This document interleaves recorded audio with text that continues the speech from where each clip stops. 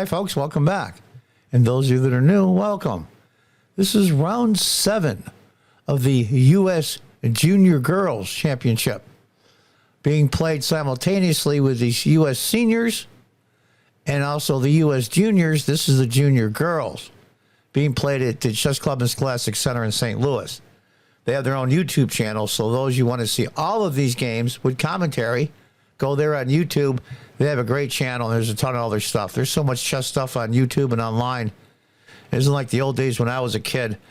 When I played in the chess club when I was in high school, I got out of high school in '74 during the Fisher boom. As white, Carissa Yip, and as black, Alice Lee, the phenom Alice Lee. She's really coming up. She's an IM elect. These are the 2 top players in the junior girls. So let's just get right to it. As white, Carissa Yip. As black, Alice Lee. These guys are 12, 13, 14 years old. This is really discouraging for old guys like me. E4. E4. And white tries, they call the center game. D4. Black takes. Queen takes. Knight C6, hitting the queen, picking up a tempo. Queen C4. Now, those of you that are wondering, why would Carissa play something so unusual? Well, because she wants to get Alice as black out of her preparation. The preparation she's made in openings for this particular game against Carissa. And they prepare, right, for many hours with their coaches online. It isn't like the old days. You can get a coach and just sit there online and go over games and use computers. Computers, they thought computers would be the death of chess. Actually, it's been the opposite. It has elevated the game to levels I've never seen before as far as quality in the opening and number of people in the world playing the game. My understanding is the number 1 game in the world that people play still to this day. Knight F6, develop the knight. Knight. Bishop pins the knight. Carissa unpins it by blocking castle. Castle. Now we have opposite side castling. White is castled long. Black is castled short. So that usually means for some action, because both sides will be pushing their pawns against the enemy king, and they're not on the same side anymore, so they can do that. Rook to E8 to go in the file. F3. Now, if you notice there, there's some moves later. Knight can move to E2. The bishop can go to D3. The knight can go to H3, and then all over the place. So that leaves a lot of room for just picking and choosing what you want to do. A5, start right off the bat. Start your pawns right down the board after the king. G4. Carissa does the same thing. D5, hitting the queen, pawn takes, but the knight goes E5. Hitting the queen, queen to D4, C6, and you can see now, white cannot take the queen. D takes C, because the queen on a D4 is hanging, it's in pre, and you'll lose the queen, so you can't take. Bishop F4, bishop takes, queen takes, knight takes, queen D4, knight takes. Now, you can go through and try to figure out why it didn't play pawn takes. Pawn takes the knight. The follow through would be bishop takes G4, and it starts to get hairy. Starts to get very hairy. Because once a bishop takes pawn after the pawn takes the knight, it's in black's favor, believe it or not. But we won't go through that now because that wasn't played.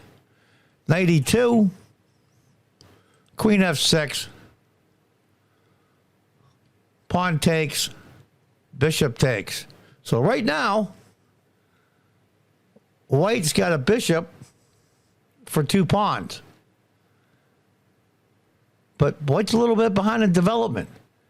And we're going to have to see what happens. Now, the computer gives a slight advantage for white. Now, Whoever wins this game will probably win the junior girls, being these are the two top players. So let's see what happens. Queen takes, knight takes. Wouldn't have pawn takes. That would destroy the pawn structure in front of the king. Knight c3. Now we're on move 18, and this is uncharted territory already, which is very unusual for these high-rated players. Maybe that was the idea that Chris had wanted to do this opening and to keep her out of her preparation.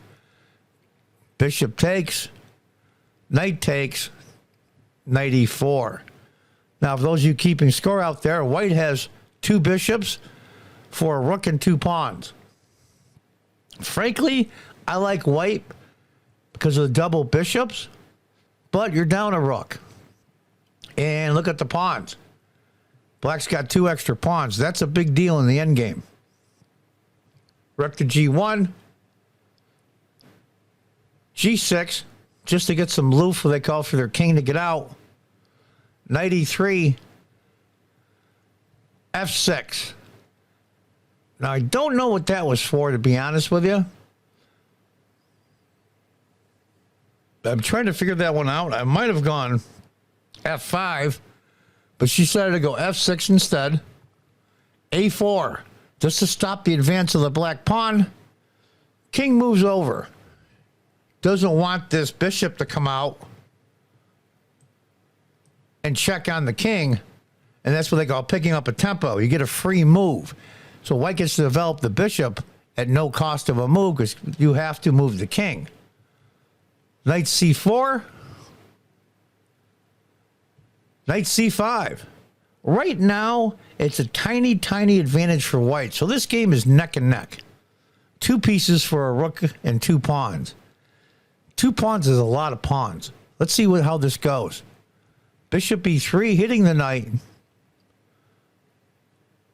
Interesting that she allowed the knight to take the pawn. Bishop d4. Figuring I'll get it back. The king comes up. b3, hitting the knight. Now, what are you going to do? What to do, what to do? The knight is basically trapped. Can't escape. The bishop is holding it. So, she goes rook here, hitting the bishop. Bishop goes to f2. And now the knight can escape. See how that worked? If she had taken the knight, the rook would have taken the bishop. And then pawn structure will be even worse for white on the one side. Knight takes. Knight takes e2. The bishop, rook takes. Again, now it's a knight and a bishop for a rook and 2 pawns. The board's starting to clear off here. But it's got a pretty good advantage now for black. Almost 1.5 pawns advantage. For those of you that keep score, anything above 2, 2.5 is a pretty good advantage. 3 or higher is close to being resignable. Rook to e1. Excuse me, bishop to e1. Doubles up the rooks. She has to move the bishop, or you lose it. Rook a8. Here they come. Here come the rooks. This is the power of the rooks. Now, I'd rather have 2 pieces against a rook than a rook. But in this open board, I'm not so sure. Rook e1. Going for the trade of rooks. She says, no, thank you. I'll pass. Bishop protecting the knight. g5. I'll tell you, I think that was just a pass move, a move to move. King b2. In the end game, the kings are a lot more powerful. With queens off the board, the kings become a very powerful defending and attacking piece. f5. Knight takes. Took the sacrifice of the pawn on purpose to move the rook over to f8. Now she's got a clear shot. As you can see, this pawn has got a clear shot at queening. Rook e6. Going to try to pick up that pawn as well. f4. She's just going to give it to her. Bishop checks. The king has to move over. Rook checks. King g8. So rook takes the pawn. Now it's 2 pieces for a rook, a knight and a bishop. But that F pawn for black, it's on his way to queen. Now here's the problem. The problem is this. This knight is out of play as far as helping the pawn from queening. And pawns are great blockader, or knights are great blockaders of pawns. Rook E8, hitting the bishop. Bishop has to move. F3, just keep on pushing. Knight D6, the knight tries to get in the game now. Rook F8 to back up the pawn. B4, what else can she do? Frankly, I might have tried the knight here. Rook to D2, hitting the bishop. Bishop C5, protecting the knight twice. And here comes the pawn, F2. Now she has no choice now. It's going to queen. She has to sacrifice the bishop. So the rook on D takes. Now it's a knight and a pawn for a rook. And believe it or not, right now, it's basically even. And we're on move 44. This is a huge game, and it's been a big fight. Whoever wins this game probably will win the junior championship, being these are the top 2 rated players and the favorites. And after all that maneuvering, it's a tiny, tiny, minute advantage for black. None to really speak of. B5. Now white's got a turn at trying to queen. Rook takes. B6. Here comes the pawn. Now white's got a chance to queen. Rook on H to F2. Knight E4, hitting the rook. The rook moves. C4, trying to get a helper to protect the pawn and block this rook from coming across. G4, now black is pushing the pawn. C5. Rook E5, hitting the knight. The knight blocks. Knights are great blockaders. Rook to E3, hitting the knight. She has to move rook D6. She's figuring if rook takes, I'm going to promote one of those pawns before black does. Rook takes. C6, here we go. Rook F2 check. King has to go. Has to go to C1. Because if the king goes here, this rook comes down mate. So the king has to go there. Rook A3, threatened mate again. Rook D2. Rook C3 check. King B2. Rook takes. Now the one pawn is gone. Sacrifice that pawn. Or sacrifice, the pawn. Get the rook. But rook takes B6. King C3. And it's just technique now. We'll go through the rest of the game. 2 pawns up, connected. As you can see here, what she did was she placed this rook on this file so this king can't cross and help. The game is basically over. We'll go a couple more moves and king G6. And that's where Carissa Yip resigned. I thought that was a hell of a battle. A hell of a battle. And I was surprised that after all the smoke cleared towards the end, it was almost even. So it's a really well-fought game. I know there's interview. I saw the interview with Alice Lee. She's real shy, but she's a nice kid. Carissa was heartbroken, of course, because this was her chance. It's the white pieces against her main rival. It just didn't work out for her. Folks, these girls are teenagers.